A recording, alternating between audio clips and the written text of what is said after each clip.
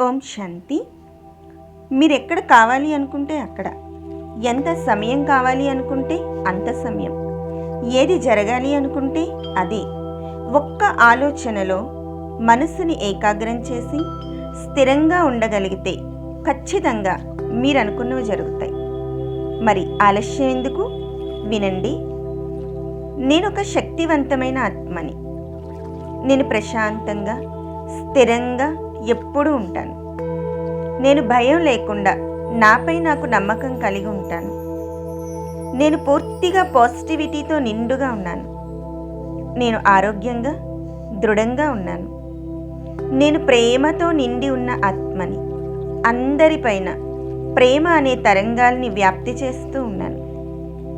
మీ జీవితంలో మార్పు వచ్చేంత వరకు పదే పదే ఈ విషయాల్ని వింటూ ఉండండి. ఓం శాంతి.